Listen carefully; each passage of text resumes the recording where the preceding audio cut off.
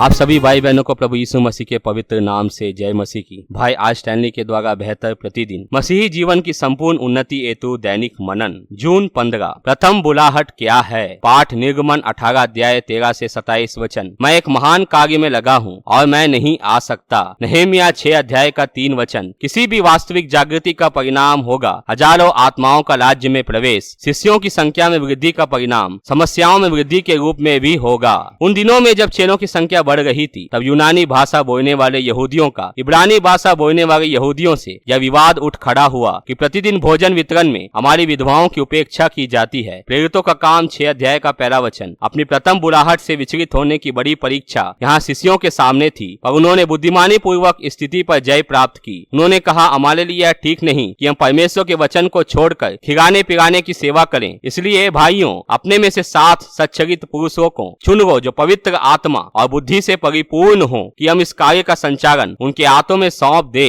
परंतु हम तो स्वयं प्रार्थना और वचन की सेवा में लगे रहेंगे। पद 3 और 4। ओ कितने ऐसे भारतीय पासवान और प्रचारक हैं जो अमेरिकन डॉलर और जर्मन मार्क के शिकार बन गए हैं। मैं नाथ आ गए और इसके जैसी संस्थाओं के संचालन पर विश्वास करता हूँ, परंतु ऐसी संस्थाओं का प्रबंधन कार्य पासवान और प्रचारकों के लिए नहीं है, जिनकी प्रथम बुलाहट प्रार्थना, प्रचार और परमेश्वर के लोगों को प्रभु के सम्मुख सिद्ध बनाकर पेश करना है। ऐसा न हो कि ये कार्य उनके उन बहुमूल्य समयों को छुड़ा ले जो वास्तव में उन्हें प्रार्थना के कमरे और वचन के अध्ययन में बिताने का होता है। भारत में अनाथालयों की संख्या वृद्धि हमें केवल खाते पीते चरवाहों और भूखी प्यासी भेड़ों के साथ छोड़ा है। वचन के सेवकों को व्यवसायिक और सामाजिक सेवा को दूसरे जिम्मेदार लोगों के हाथ सौंपना सीखना चाहिए। हम यह बहाना नहीं बना सकते कि हमारे पास विश्वास पात्र लोग नहीं है। क्या यीशु ने खजाना यहूदा को नहीं दे रखा था, या जानते हुए कि वह एक चोर था? क्या यीशु ने चाबी पतरस को नहीं दी थी, जो अपनी अस्थिरता और कमजोरियों के लिए जाना जाता था? जब लोगों पर भरोसा किया जाता है तब वे प्रगति करते हैं। हमें आवश्यकता से अधिक सावधान होने की जरूरत नहीं है। वे हमारे पैसों को लेकर भाग सकते हैं पर हमारी सेवकाई नहीं चुरा सकते हैं। जागृति लोगों में परमेश्वर और उसके वचन के प्रति भूख और प्यास उत्पन्न करती है। परमेश्वर के सेवक अपना अधिक से अधिक समय परमेश्वर की उपस्थिति में बिताएं कि परमेश्वर जो कुछ अंधकार में उन्हें बताते हैं उसे वे प्रकाश में बोलें। मत्ती 10 अध्याय का 27 वचन। इस तरह से जागृति की लौ को आगे और हवा मिलेगी।